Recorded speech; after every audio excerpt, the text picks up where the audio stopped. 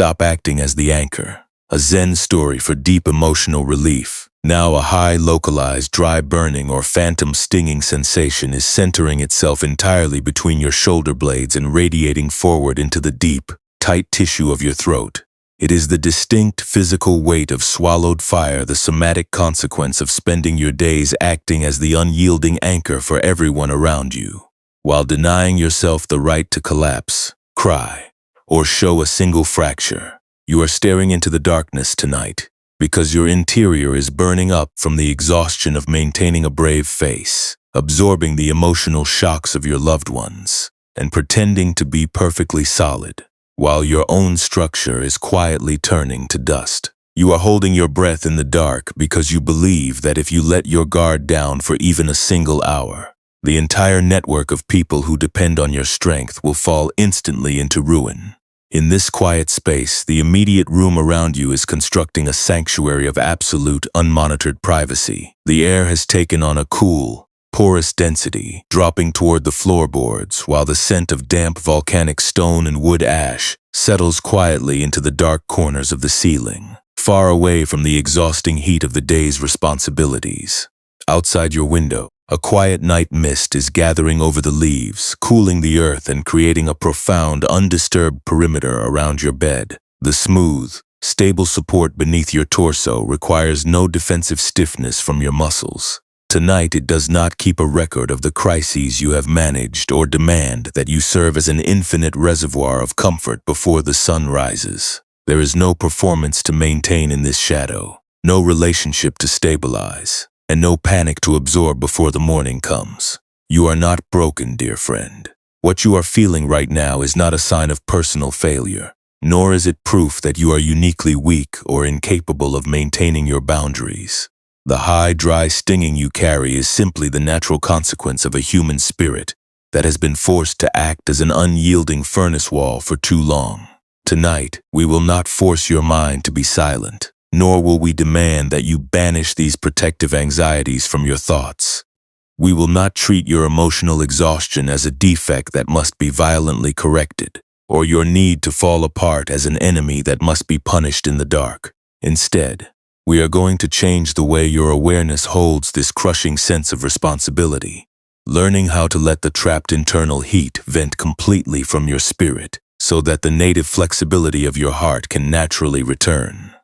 There is an ancient, surprising insight within the Zen lineage that addresses this exact state of depletion. The true strength that sustains a life cannot be found by maintaining an absolute, unyielding density, because a container that refuses to cool down will eventually shatter from its own internal pressure. We overthink our role as a protector because fear convinces us that, if we do not manually hold the heat for everyone we love, our whole environment will permanently tip into chaos. But this desperate internal bracing is not an anchor, it is the very thing that traps the fire, sealing our deepest vulnerabilities beneath a hard, crystalline crust of artificial resilience. Peace is found not by solving the crises of your social circle tonight, but by letting your awareness become completely porous, allowing your chest to vent like a clay brick taken out of the flame.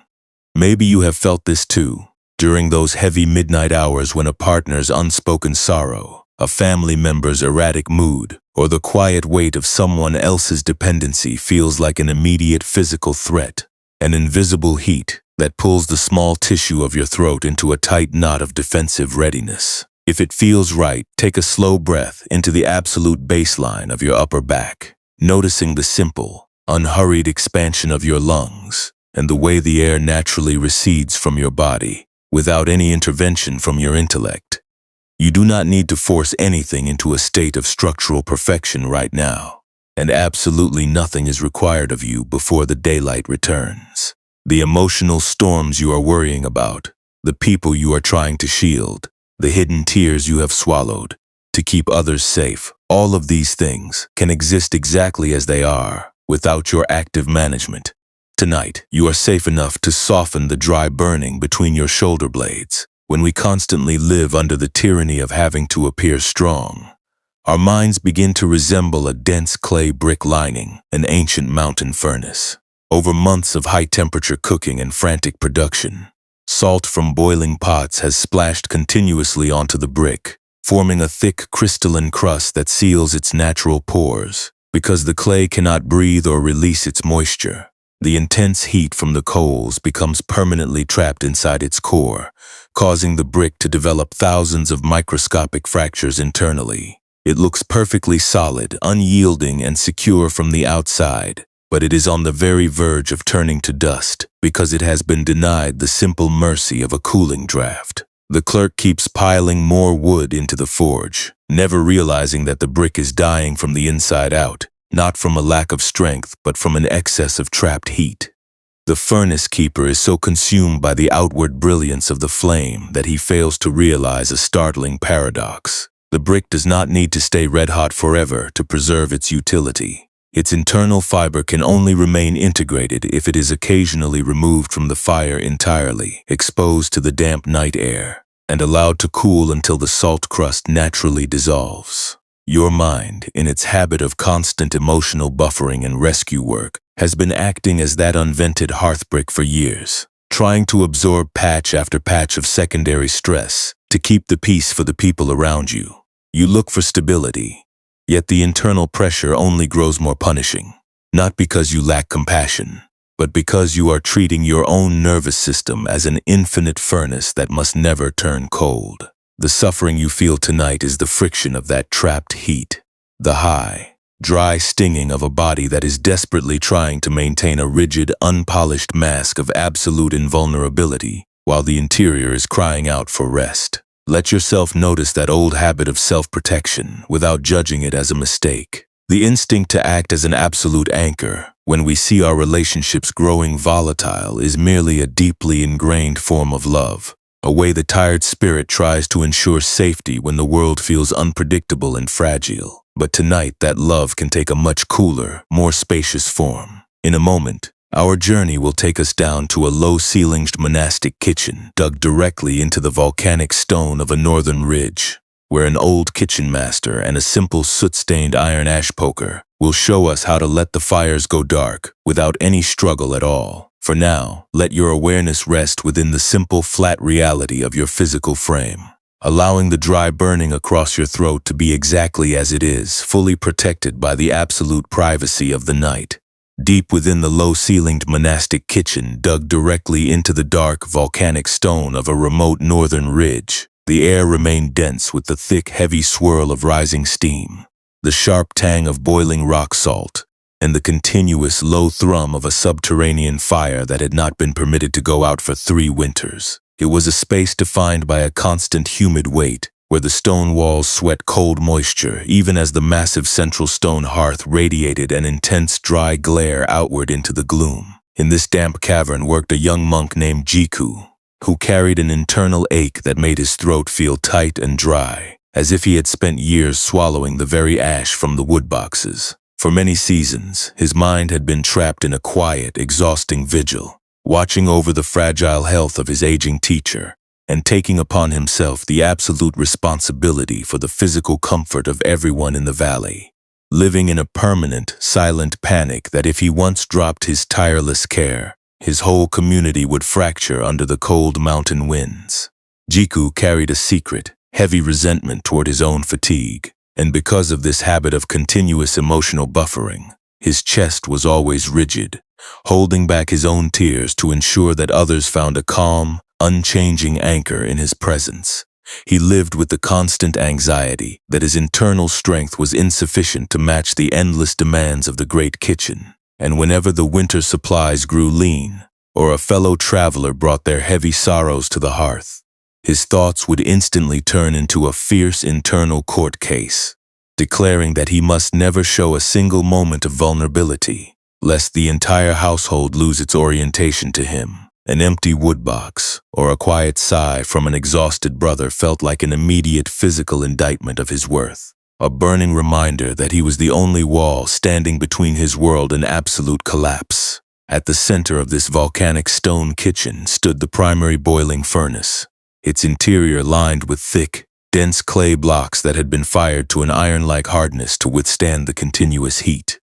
Working beside the coals was Master Kanzan, an old, quiet kitchen master whose eyebrows were permanently singed white from the draft, and who moved through the blistering atmosphere with a profound, currentless density that required no spoken commands to maintain order. Kanzan often worked in total, unbroken silence during the absolute peak of the midday meal preparation, his large, calloused palms resting lightly on the stone mantel with an unhurried ease that Jiku found entirely impossible to replicate. Jiku watched the old man through the haze of wood smoke, unable to comprehend how someone could stand directly in front of the white-hot forge without absorbing its frantic, destructive velocity into their own veins. Over months of boiling large cauldrons of mountain brine for the valley's preservation, the bubbling salt water had splashed continuously onto the internal lining of the furnace, forming a thick, glassy, and crystalline crust that completely sealed the natural pores of the clay hearth bricks.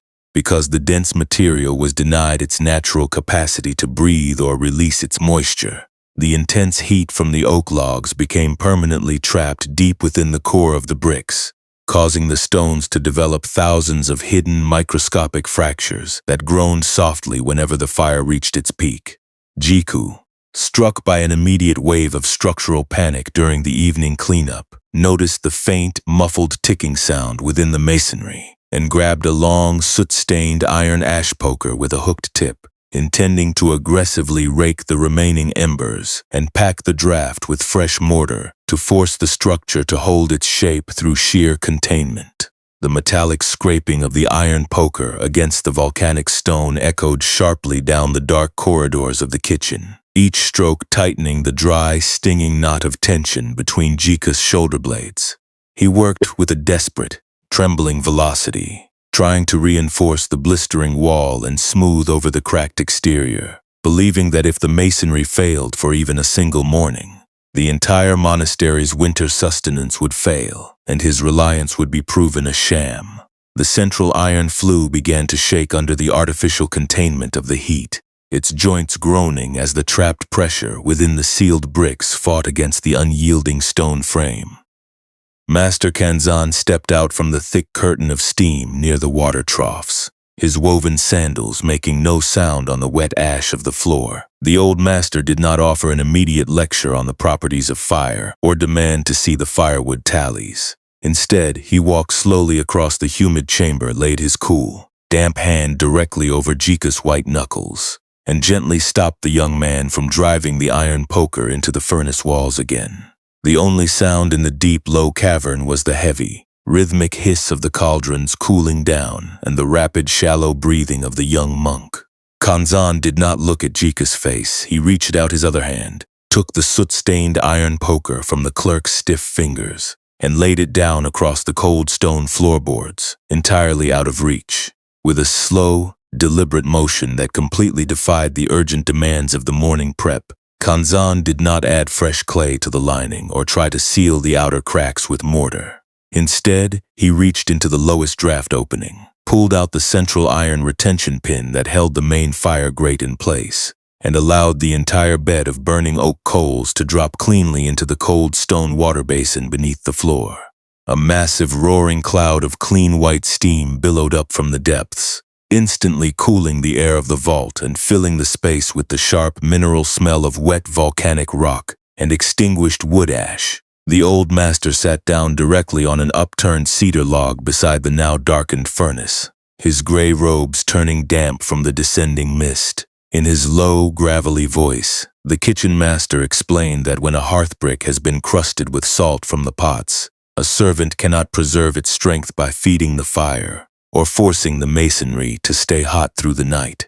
The pressure only drives the microfractures deeper until the stone shatters into useless sand. He told Jiku that the brick does not need to glow white-hot forever to perform its function. Its internal fiber can only remain integrated if it is allowed to turn completely cold, letting the damp night air enter its pores until the crystalline salt naturally dissolves into the stone. He asked the young monk if he truly believed he could protect his brothers by transforming his own living heart into an unvented furnace wall, burning up his own interior because he was too terrified to let the fire go dark. In that quiet space, with the cool steam settling softly over his face and the dry burning across his throat, turning into a soft, damp awareness. A profound wave of emotional recognition washed through Jika's chest. The frantic imagery of the tax records and the village crises vanished from his thoughts, replaced by the immense quiet relief of the darkened hearth resting in the volcanic shadow. He looked at his own empty hands, then at the massive stone structure that was no longer holding back a white-hot panic, and he recognized the precise nature of his own emotional isolation. The survival terror he carried did not come from the real difficulties of the valley, nor did it come from the aging of his teacher. The suffering emerged entirely from his own habit of keeping the fire burning at all costs, continuously hardening his own exterior because he was too afraid to let his life cool down in the quiet presence of the dark. The old master reached for a bundle of dry mountain roots and began sorting them by touch on the cold stone mantle, leaving the young monk alone by the unlit forge as the last trails of wood smoke drifted through the roof vents into the evening air. In a moment, this low stone kitchen will bring its cooling draft closer to the specific emotional burdens of your own modern hours. But for now, let that image of the darkened, breathing hearth brick rest within your thoughts, noticing how the deepest internal restoration always begins when we finally allow ourselves to drop the iron poker. This cool glimpse down into the silent embers of the volcanic stone kitchen is not telling us to abandon our deep empathy or stop caring about the welfare of the people who rely on us. It is not an invitation to become cold, entirely mechanical, or completely indifferent to the survival of your household. Buddhist wisdom does not expect you to watch a loved one go through a difficult season, or look at an unstable situation and feel nothing but a blank, forced emotional vacuum. It is showing us something much quieter, something far more deeply protective of your remaining strength.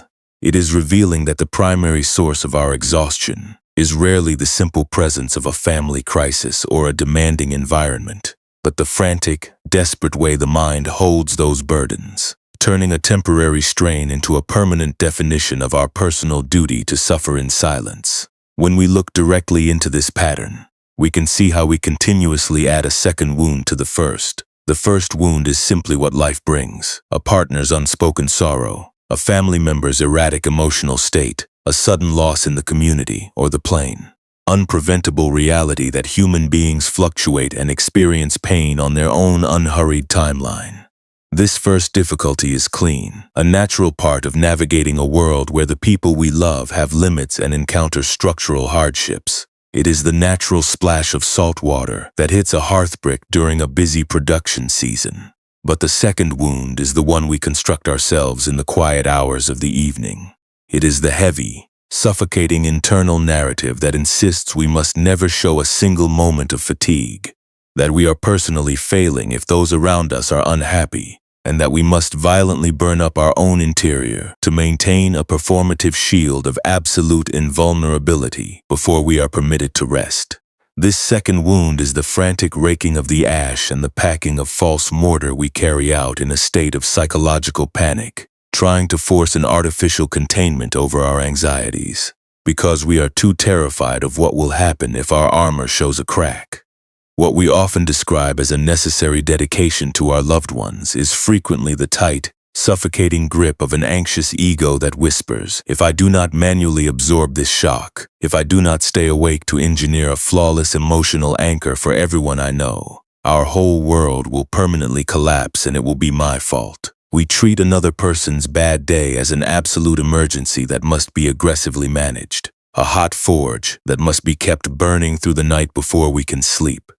We become addicted to replaying our protective tracking, monitoring the vulnerabilities of our circle, as if our constant internal friction could somehow guarantee their permanent safety. But the great, steadying insight of this tradition reminds us that no human relationship stays fixed in a single, predictable form, and that our desperate attempt to anchor our personal worth to a permanent, unmoving measure of emotional strength is what exhausts the soul. People are fluid, they change, they drift, and they must occasionally face their own dark paths without our panic turning their struggle into a personal indictment of our care. When we bring a soft, non-judgmental awareness to our swallowed fire, We are not trying to erase our natural devotion. We are simply learning how to observe the dry burning across our throat without immediately running to pick up the iron poker. We learn to notice the impulse to rescue, to shield, to apologize for our own fatigue, and we let that impulse exist as a passing trail of smoke that doesn't have the power to crack our heart. Letting go, when understood through this spacious perspective, is never an act of lonely defeat or cold neglect. It is simply the profound choice to step out of the forge and allow your spirit to sit completely whole, right in the middle of an unfinished storm. It is the realization that you do not need to solve the entire riddle of your family's emotional comfort tonight to be worthy of a deep, restoring cooling right now. Your physical body does not require an immaculate record of constant, unyielding density to possess its own native integrity. It merely needs to stop sealing its own pores with a crystalline crust of artificial resilience. This cold stone basin that receives the fallen coals is like the boundless space that surrounds the old volcanic ridge, providing a quiet, neutral baseline where everything is permitted to find its own natural temperature without any interference from your intellect. The earth does not demand that you remain red-hot before it offers its deep, solid support. It does not require you to hold up the ceiling before it allows you to rest your weight. It simply surrounds your existence with an immense, silent patience, allowing the trapped heat to vent so that your true nature can touch the dew. When you allow your awareness to drop into this protective openness, you begin to experience a genuine, self-contained compassion. This compassion is the quiet capacity to meet an uncertain tomorrow without letting it dictate the security of your own skin tonight. It is the internal safety that allows you to look at your tired, defensive shoulder blades and recognize that you are allowed to let the fire go dark. Slowly, this ancient medicine becomes remarkably intimate as you lie here in the complete privacy of the dark. You begin to see that the cool, porous air settling into the room is not an accusation of your weakness, but a sacred, unmonitored perimeter that has been drawn around your bed to let your upper chest expand in peace. The world outside is still spinning, entirely unbothered by the fact that you have chosen to step away from the furnace of active management for the next few hours. Your true value has never been a resource to be burned for the comfort of public evaluation. It is an innate, uncarved truth that remains completely untouched by whether you match the standard of an unyielding anchor tonight. In a moment, our journey will take us down to a gentle inner practice, letting the natural drop of your breath release the trapped heat from your frame. But for now, let the exhausting need for containment dissolve into the dark stone of the room, knowing that your empty space is enough to hold the quiet. If it feels right, allow your internal attention to move downward, away from the busy, calculating space behind your eyes, mapping out the deep, quiet architecture of your upper back and throat. There is no need to alter your breath with any kind of aggressive force or forced pattern. Perhaps you might simply observe the natural, cool expansion of your lungs as the room's air enters, and the unprompted, heavy sinking of your shoulders as the breath recedes from your frame. With each slow, quiet exhalation, you might invite that high, dry burning or phantom stinging centered within the deep tissue of your throat and between your shoulder blades to lose its tight, defensive grip. You are not attempting to achieve a perfect state of meditative clarity tonight, nor are you required to demonstrate complete mastery over your thoughts before the morning arrives. Even noticing the simple, dense warmth of your upper torso as it rests against the support beneath you is entirely enough to begin sealing out the survival-level panic of the day. Right now, you might choose to bring a soft, non-judgmental awareness to that rapid, rescue instinct that has been humming steadily within your thoughts since the evening began. Do not try to squash this internal containment machine with sheer willpower, and do not treat it as a personal flaw that must be violently corrected before you are permitted to rest. Instead, look at it with an open, spacious curiosity, the way an old kitchen master might observe the loose wood ash drifting across a cold volcanic floor.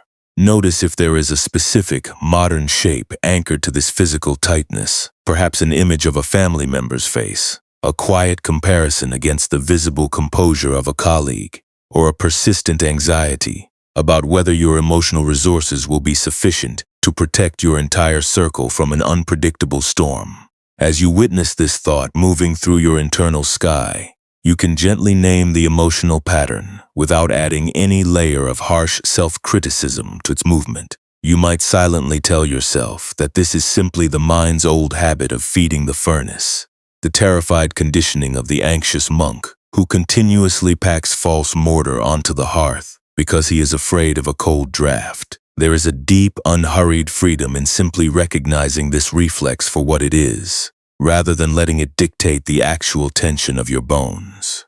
You are merely observing a protective mechanism that has run out of fuel for the night, an old piece of armor that has outlived its usefulness for these quiet hours. If it feels right, imagine yourself standing back within that low-ceilinged monastic kitchen where the air carries the silent, stabilizing scent of damp stone and extinguished wood ash. Picture your own internal alignment as that dense clay hearth brick lining the central boiling furnace. See the heavy, crystalline salt crust that has splashed onto the surface during the long season of production. And notice how an invisible, frantic hand has been continuously driving an iron poker into the coals, trying to force a permanent state of high heat through sheer velocity.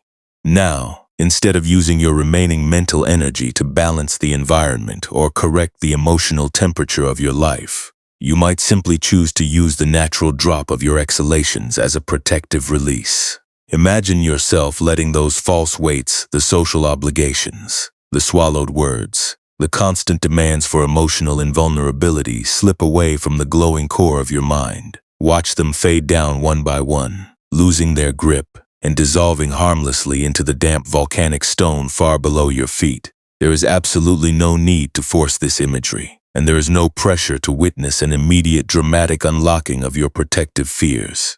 You can simply watch as the heat vents away into the shadow, trail by trail, breath by breath, creating an empty, porous space within your own chest that is completely relieved of the need to match an unyielding standard.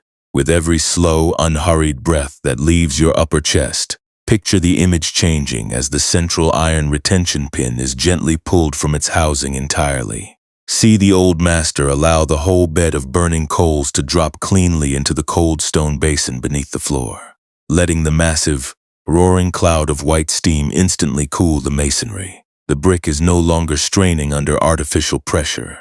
It no longer has to hold back a white-hot panic for the village, or hide the microscopic fractures it developed during the winter storms. It simply rests its full volume directly against the cool, damp night air, its internal fiber perfectly secure because it is allowed to turn completely cold. Perhaps you can feel a subtle change in your physical frame as you allow this image to settle into your heart. The skin across your forehead and the delicate tissue around your throat are letting go of the public counterfeit.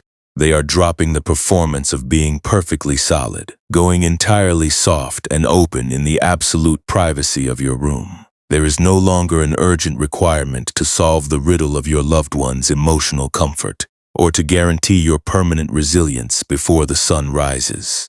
The external environment can hold its own weight, completely independent of whether you stay awake to monitor the forge tonight. You can return to this porous, unheated baseline whenever you are ready, knowing that your inner world is fully permitted to touch the ground exactly as it is. What happens within your nervous system when you stop treating another person's sorrow as an immediate emergency that needs to be answered by your muscles? Could it be that the safety you have been running yourself ragged to achieve is not hidden at the end of an idealized relationship, but is quietly breathing right here, within the very skeleton you have finally allowed to sit flat beneath the cooling mist? Let your awareness sink into the deep mineral immobility of this subterranean kitchen, allowing any remaining thoughts of containment to float harmlessly across your mind like loose wood ash settling on an unmoving mantle. In a moment, our journey will take us down to an old cellar courtyard near a mountain spring, where the nature of this trust reveals a deeper, more permanent transformation. But for now, let your breath continue its quiet, open rhythm, fully protected by the darkness of the night. Further down the mountain terraces, where the dense volcanic cliffs gave way to moss-covered granite ledges. The cold evening air smelled of damp earth, wet ironwood, and the sharp, clean mineral wash of hidden springs here. Tucked into a shaded, rock-walled cellar courtyard located beneath a high stone terrace where the mountain waters emerged, the atmosphere remained continuously dark and cool. This forgotten recess was the home of an elderly herbalist named Saku, who spent her long, unhurried days sorting sundry mountain roots on cold stone slabs without ever lighting a fire. Her hands were permanently stained with the deep juice of bitter barks and mountain herbs, but she moved with a profound, porous density that made her seem like a natural extension of the damp rock faces, her breathing completely integrated with the slow rhythm of the trickling water. Working alongside her for the autumn season was the young monk Jiku, whose sharp internal knot of swallowed fire had not vanished, but had shifted into a constant, defensive hypervigilance regarding his own emotional and spiritual capacity to shield others. The internal challenge deepened when a messenger arrived from the lower village, carrying news that Jiku's younger brother had abandoned his apprenticeship at the timber mill and had fallen into a bitter, destructive legal dispute with the local guildmasters. The news struck Jiku like a heavy blow directly between his shoulder blades, sending a wave of dry, suffocating heat straight to his parched throat. His immediate, deeply ingrained reflex was to drop his wooden sorting trays, pack his hemp satchel, and prepare a frantic midnight descent into the valley to fix the fracture, fully convinced that if he did not personally intervene to absorb the shock of his brother's recklessness, his entire family would be destroyed by the shame. He stood by the stone slabs, his fingers trembling as he gripped the edge of an unpolished iron scraper, his throat tightening as his mind began to weave an elaborate, terrifying narrative about the future. His thoughts insisted that he was uniquely responsible for his brother's stability, that his failure to anticipate this crisis proved his own inadequacy, and that he had no right to a single hour of rest while a member of his house was drowning in conflict. He felt a sharp, burning impulse to curse the guildmasters, to scream into the mountain fog, and to force his exhausted intellect to engineer a flawless compromise before the sun rose. He was trapped completely within the old mechanism of structural containment, his ribs compressing his lungs as he prepared to run back down into the fire of the world. Herbalist Saku did not offer a magical solution to the village dispute, nor did she attempt to comfort the young monk with false promises that everything would be resolved without pain. Instead, she walked slowly across the damp courtyard, picked up an unpolished, unglazed clay cooling trough caked with dried white lime wash, and placed it down directly over the cold granite slab between them. She did not speak, nor did she look into Jika's panicked eyes. She simply reached down into the mountain spring that pooled at the base of the wall, scooped up a shallow wooden ladle of the freezing water, and poured it slowly into the empty, chalky trough, letting the dry clay drink the moisture with a low, porous hiss.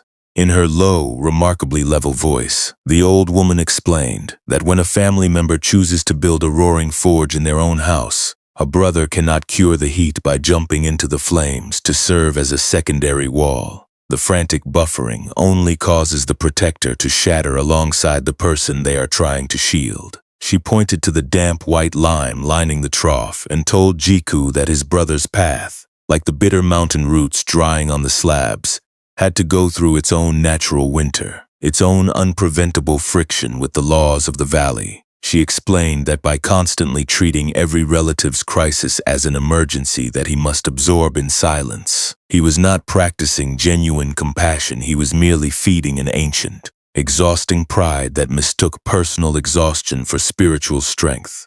She asked him if he would spend the rest of his short years acting as a sealed hearthbrick, burning up his own interior until his bones turned to ash, because he was too terrified to let his family experience their own weather. Standing in the gray shadow of the stone terrace, with the cold smell of wet ironwood thick in his nostrils, a sudden, quiet realization cut straight through Jika's frantic internal court case. He looked down at the unglazed clay trough absorbing the freezing spring water, then at the old woman sitting entirely unbothered by the chaos in the valley, and he stopped resisting the reality of his brother's choice. He recognized that the legal dispute was a clean, unpreventable difficulty that belonged to his brother's independent journey, a lesson that could neither be erased nor healed through his own physical destruction. He took a single, slow breath before reacting, allowing the cold mineral air to expand the tissue of his throat, and in that moment of discipline, he stopped the habit of treating his rescue anxieties as an absolute command. He did not force a false sense of perfect peace, nor did he pretend that his brother's trouble did not cause a sharp ache in his chest. The hurt was real, and the family's winter was going to be difficult.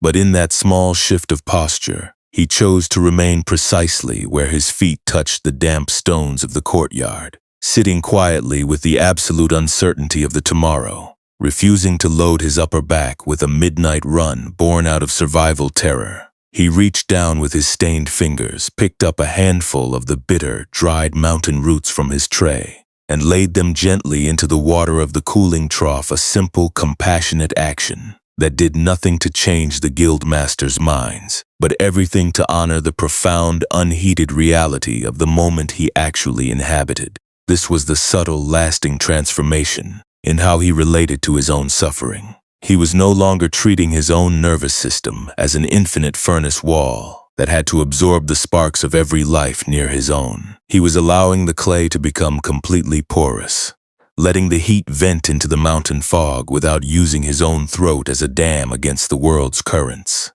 As he sat beside the old herbalist in the deep privacy of the rock cellar, the dry burning behind his shoulder blades began to turn into a steady, cooling weight, a solid presence that required no external resolution to find its rest in the dark. In a moment, this quiet shift will take us deeper into the psychological integration of your own evening thoughts, showing you how to lay down the iron poker for good.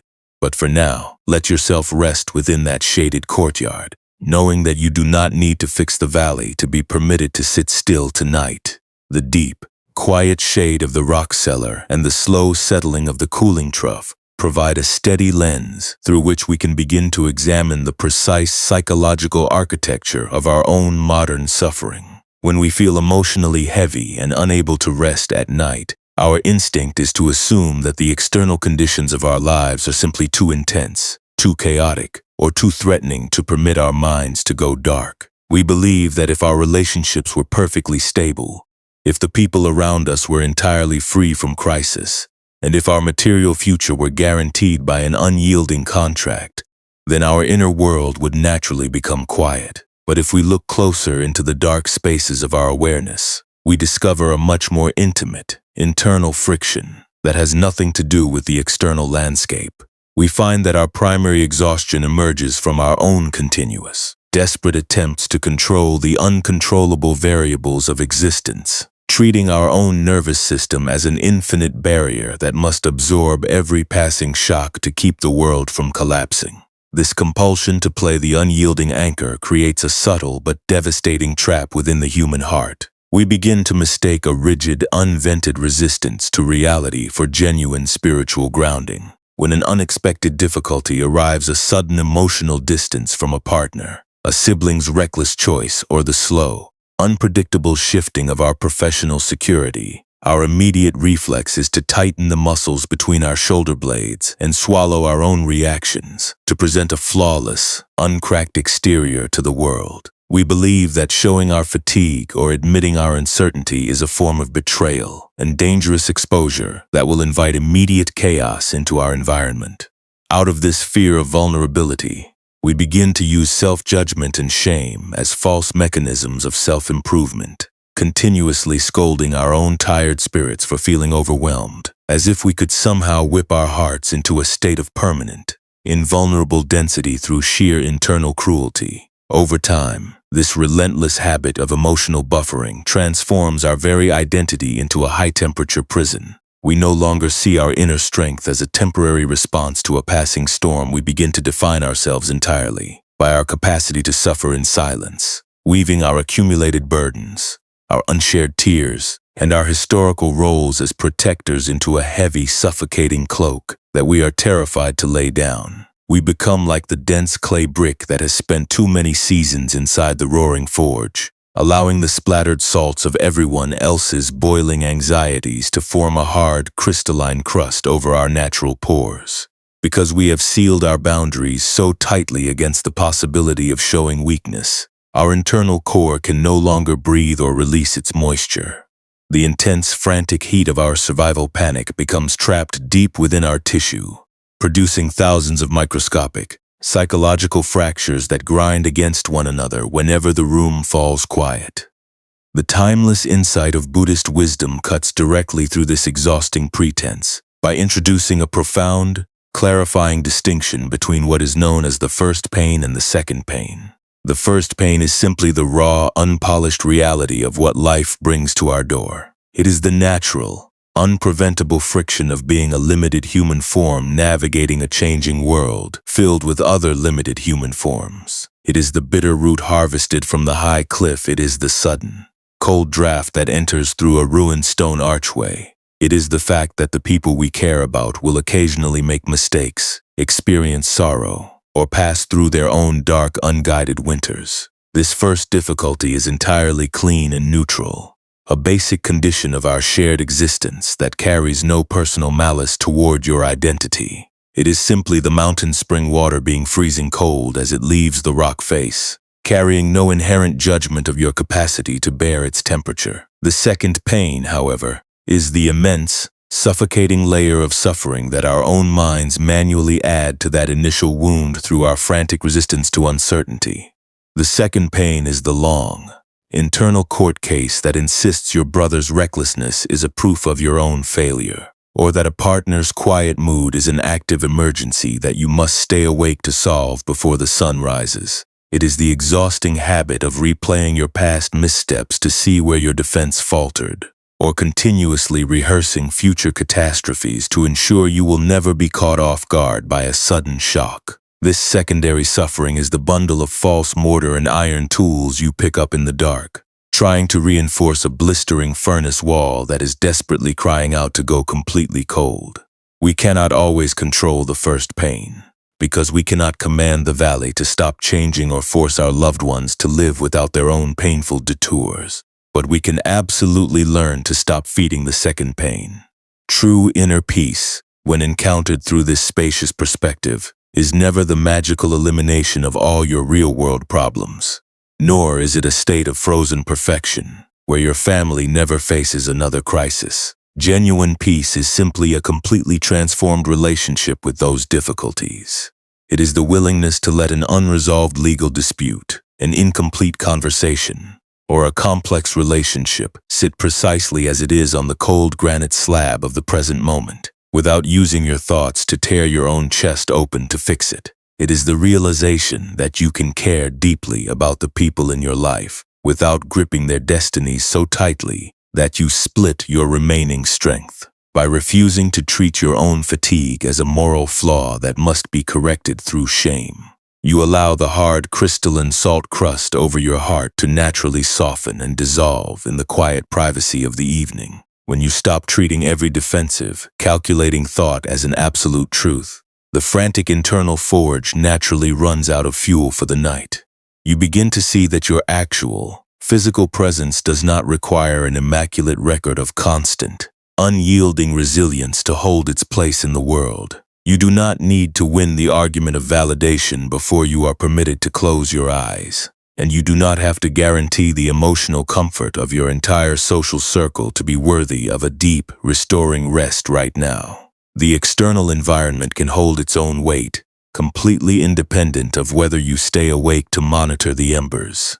You can simply step out of the blistered chamber of your old duties, letting your awareness expand until it matches the cool, porous density of an unglazed clay vessel left out on a shaded mountain ledge. As you allow these reflections to sink quietly into the deep tissue of your throat and upper back, the high, dry stinging of swallowed fire begins to lose its sharp, electric momentum. The boundaries of your exposure are melting into the cool, damp air of the room, leaving behind nothing but a weightless, unburdened presence that is already deep enough, already safe enough, and already home in its own unheated center.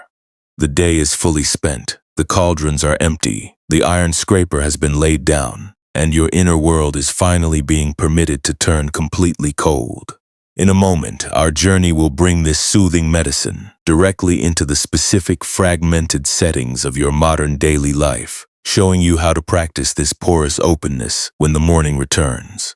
But for now, let your physical form become heavy and still, fully protected by the absolute silence of the dark. Now, let this porous, unheated perspective step directly into the small, fragmented settings of your modern daily life. The wisdom of the cooling trough and the unlit forge is not an abstract philosophy meant to remain locked in a hidden rock cellar. It is a practical shield that you carry into the exact moments when your day feels most frantic and exposed. It is practiced when you find yourself staring at an unmoving screen, waiting for a text response that does not arrive, and letting that silent glass interface determine whether your throat is permitted to unlock its tension. It is practiced when you are lying awake at night, replaying a minor conversational misstep from 3 months ago, or attempting to control the fluid, changing dynamics of a relationship that has drifted despite your best intentions to keep it anchored. We live in an era that mimics a blistering, uninsulated forge, a fast-moving space where we are constantly encouraged to display our personal progress, our social commitments, and our continuous availability for evaluation. You look at the visible, highly curated paths of those around you, and a sudden, dry knot whispers that you are lagging far behind, that you have mismanaged your emotional energy, and that your ordinary presence is somehow not enough to guarantee your safety. Out of a habit of survival, you might find yourself smiling broadly while carrying an immense heavy sorrow behind your eyes, pretending to be perfectly okay for the benefit of family or friends, and then bringing that exhausting, rigid mask into your bed. You want nothing more than to drop the burden and rest, yet the moment you try to settle, a persistent layer of guilt tells you that your quiet stillness is an unearned luxury, a lazy abandonment of your duties that will only cause the distance to grow wider. But the great, steadying relief of this ancient lineage is the realization that peace is never a public trophy you achieve by forcing every connection to look perfect. It is a quality of unmonitored depth you bring to these exact ordinary seconds. It is the simple understanding that peace is practiced in small moments when no one is watching the state of your furnace. It is the brave choice to take a single, slow breath before answering an aggressive notification or checking your phone for reassurance, allowing your shoulder blades to soften before you pick up the iron poker of self-reproach. This deliberate pause is a profound form of wisdom, an intentional act of pulling the retention pin from the dry chain of your anxieties and letting the hot embers drop cleanly into the dark, underground reservoir. Within this quiet sanctuary, you can begin to recognize that not every self-critical thought that crosses your mind deserves your absolute obedience, and not every fluttering feeling of guilt is a command that requires your immediate action. When your thoughts begin to spin an elaborate narrative about permanent failure or broken bonds, you can simply observe that movement as a drift of loose wood ash passing over a cold stone mantle. You do not have to pack fresh mortar with bleeding palms. To fix the masonry, you can care deeply about the people you love, without gripping the line so tightly that it splits your remaining strength. By refusing to treat your regrets as an active emergency, the frantic internal court case naturally runs out of fuel, allowing the pores of your heart to expand naturally in the damp silence. You are fully permitted to rest tonight, without earning it through a perfect performance or a guaranteed solution to your family's comfort. Your value as a living form is already completely established by the simple, quiet fact that you are breathing here in the dark, an uncarved presence that requires no external nod of approval to hold its place in the world. You do not need to possess an immaculate record of constant communication, a flawless history of showing up, or a life that looks perfectly aligned under the glare of public evaluation. The path your feet have actually trodden with all its unread letters, busy seasons, and silent gaps is the only ground that can safely hold your weight tonight. As you allow these reflections to settle quietly into your throat, the internal pressure to fix your whole life before morning begins to drain out through the open spaces of your awareness. The high, dry stinging behind your neck is no longer a command to be managed. It is simply a tired muscle that is finally being allowed to submerge in the deep privacy of the night. You can leave the digital marketplace outside the heavy door of your room, recognizing that the distance between you and the world can exist without your active supervision for the next few hours. In a moment, our journey will reach its final, deep shaft, where all the remaining noise of the forge dissolves completely into a cool, currentless rest. For now, let your physical body become heavy and full, fully protected by the absolute stillness of the dark. The busy marketplace of your daytime containment has completely cleared its stalls, leaving behind a vast, cool perimeter of absolute stillness that expands to fill every corner of your room. The long, intricate arguments of the mind, the persistent anxieties of your emotional buffering, and the restless urge to fix other people's lives have fully spent their electric momentum, dissolving into the quiet, dark space like dry wood ash settling over an empty volcanic stone floor. There is no longer a heavy iron ash poker to hold, no blistered masonry to manage, and no slipping retention pin that needs to be frantically pulled against your own strength. The entire architecture of your old worries is gently uncoupling itself from your awareness, leaving nothing behind but the slow, unhurried rhythm of a physical form resting securely in the horizontal dark. Let your body become completely heavy now, sinking down through the supportive layers beneath your spine, as if you were an ancient, unpolished cooling trough settling into the cold, damp stone slabs beneath the mountain terrace. The small muscles around your throat, the delicate hinges of your jaw, and the wide spaces across your shoulder blades are all receiving a total, unconditional permission to go entirely slack. Your breath has become remarkably quiet, a soft, effortless movement of air that requires no guidance, no monitoring, and no conscious intervention from your thoughts. The air simply arrives, fills the empty spaces of your lungs, and then glides away into the darkness, carrying the remaining grain of tomorrow's panic along with it. You are completely allowed to stop solving your life for the next few hours. The unreturned messages, the collapsing plans, and the incomplete ledges of rescue can all rest quietly in their dark yards without your supervision. The sky above your head does not require you to act as an unyielding furnace wall to hold its place. It moves by its own ancient, organic intelligence, fully capable of sustaining the elements while you sleep. You have returned to the native sanctuary of your own porous presence, a spacious, self-contained home that has never been compromised by the changing demands of human codependency. Listen to the absolute silence that is growing between the slow movements of your breath. The dry gaps of old self-judgment are swelling shut through the quiet openness of your throat, leaving the inner channels wide open and clear. You do not need to be anything other than what you are right now, a quiet awareness resting in a dark room, completely free from the obligation to perform, to shelter, or to justify your choices to the coming dawn. The day is fully resolved, the forge is dark, the stone is still, and you are unconditionally permitted to drop the final tiles from your spirit.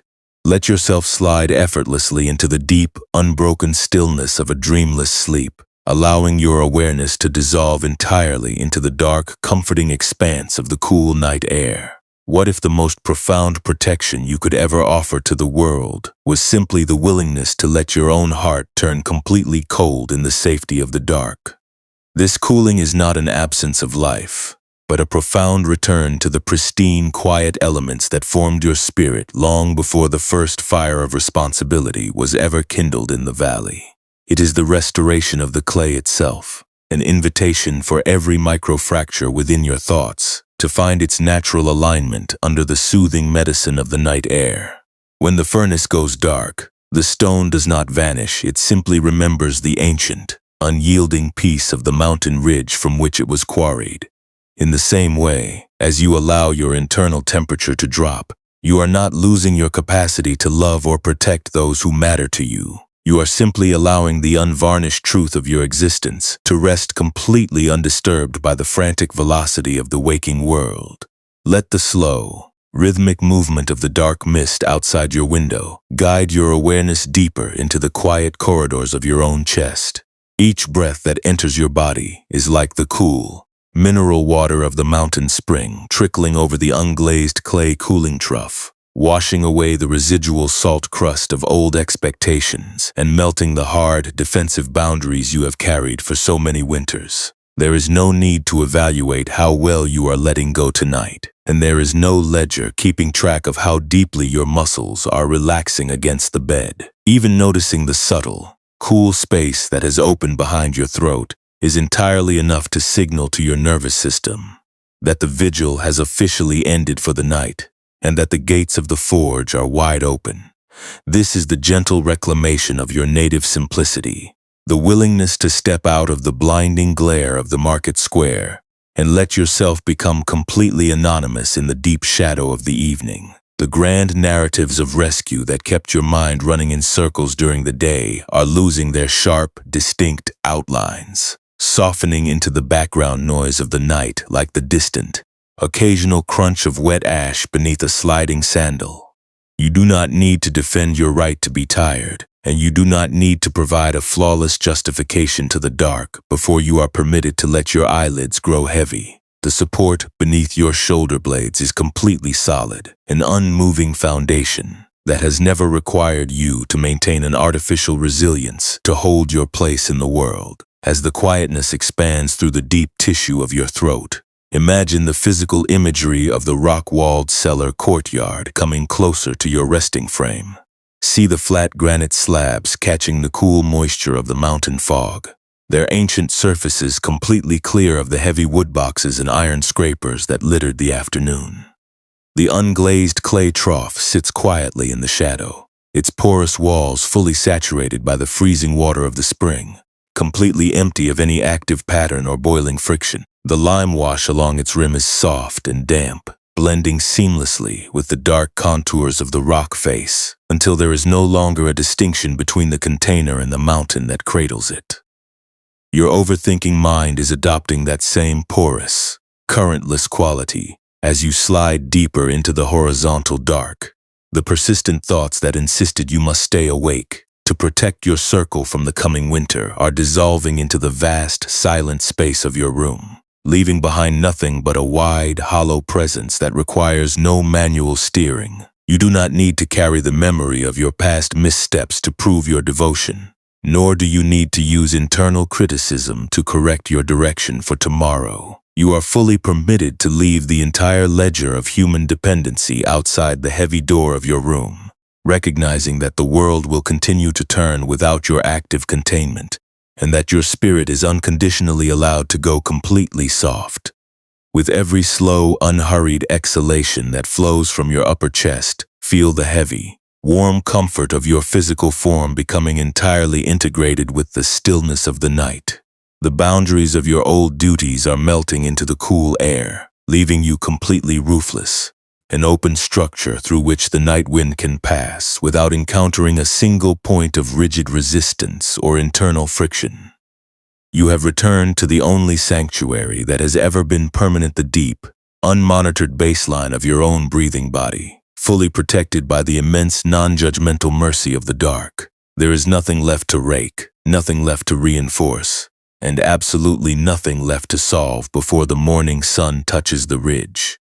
Let yourself drift away effortlessly into the heavy, rhythmic peace of your body, allowing your awareness to submerge completely into the dark, comforting expanse of a dreamless and unbroken rest. The day is fully spent, the cauldrons are cold, the iron tools are still, and you are unconditionally permitted to let the final embers die down into the quiet earth. As the silence deepens around your bed, feel the profound mineral security of the ground rising up to sustain your weight, fully trusting the subterranean vault to hold your spirit exactly as it is, an uncarved form resting deeply in the vast and open night.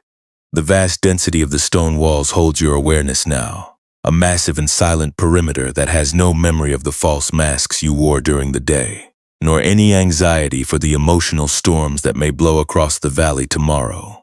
It simply surrounds your chest, reminding you through the unmoving frame of the room that the depth of your quietness is already whole, that the simple act of letting the forge go dark contains all the spiritual grounding your heart has ever sought. The hearthbrick does not need to explain its microfractures to the night. It does not need to prove to the wood ash or the steam that it once held an intense, unyielding heat. It rests securely in its raw, porous nature, completely saturated by the cool mist of the evening. And in that total openness, it finds an unshakable rest that no external evaluation can ever reach. Perhaps you can feel your own mind expanding into that same deep, spacious quality as you lie here in the complete privacy of the dark. The voices that demanded you act as an infinite reservoir of comfort for everyone you love are losing their electric velocity, softening into the gentle background noise of the evening, like the distant, quiet trickle of water passing through the high granite crevices of a wall that is completely sealed away from your bed. You do not need to push those protective thoughts away, and you do not need to follow them into the dark corridors of old family worries. You can simply let them drift across the wide expanse of your internal sky, watching them appear and dissolve without ever letting them alter the steady, heavy posture of your rest. This is the deeper training of the spirit, the quiet, daily willingness to allow yourself to be precisely where your bones touch the earth. It is the realization that your true value has never been defined by your usefulness to others, nor has it ever been broken by the sudden crises or unspoken sorrows that life has forced you to witness. The imagined blueprint of your responsibilities was only a map drawn by an anxious mind that could not see the vastness of the whole mountain range. It was a small, rigid scale that tried to turn a living heart into a permanent wall of defense. By letting that map slip out of your hands tonight, you are not failing those who depend on your voice. You are finally allowing your nervous system to return to the only home that has ever been real, the absolute safety of your own unheated chest. Let the rhythmic movement of your breathing expand until it feels as wide as the entire volcanic ridge at midnight. Each inhalation is a gentle, cool wave of presence entering your frame, filling the spaces where tension used to live. And each exhalation is a deep, quiet release, a natural opening of the wood and clay that allows you to sit lower and more securely in the dark.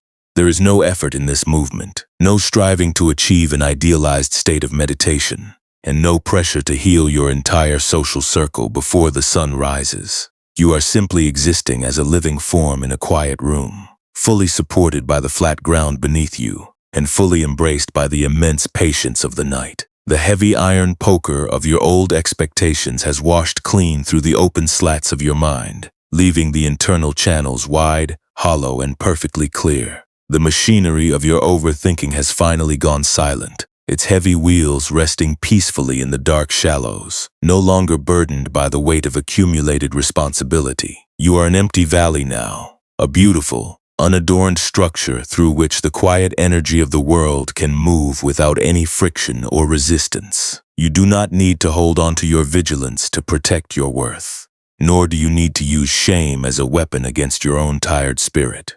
You can let the whole day go, recognizing that you are safe enough to drop your final defenses and slide effortlessly into the deep, dark expanse of rest. As the silence deepens around your bed, feel the heavy, warm comfort of your body becoming completely integrated with the horizontal peace of the night.